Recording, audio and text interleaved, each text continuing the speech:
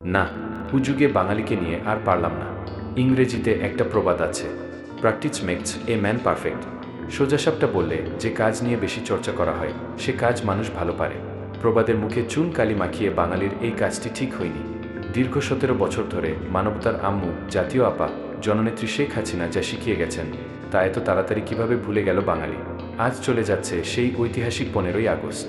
আগে কত কান্নাকাটি, জিলিপি, বঙ্গভোজ, খিচুড়ি ছাড়াও কত কি দিত।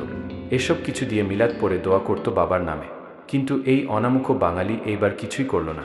17 বছরে আপা যা প্র্যাকটিস করালো তা ভুলে মেরে দিল। আফসোস। অন্যদিকে গতকাল ছিল সম্পূর্ণ ভিন্ন।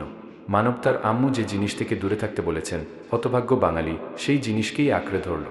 গতকাল ছিল আল্লামা দেলাওয়ার হোসাইন সাঈদীর দ্বিতীয় মৃত্যুবার্ষিকী। আমাদের আপা খুবই বিচক্ষণতার সাথে মেডিকেল কিলিংয়ের মাধ্যমে এই দিনে তাকে শহীদ করে ফেলে। কুরআনের পাখিকে দুনিয়া থেকে দূরে পাঠিয়ে দেন।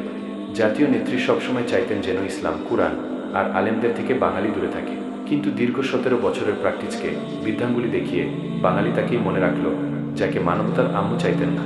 গতদিন সোশ্যাল মিডিয়াতে আল্লামা সাঈদীর দ্বিতীয় মৃত্যুবার্ষিকীর শোকে হাজার হাজার পোস্ট পড়েছে, যেখানে জাতির পিতা বঙ্গবন্ধুকে নিয়ে পোস্ট উল্লেখযোগ্য নয়।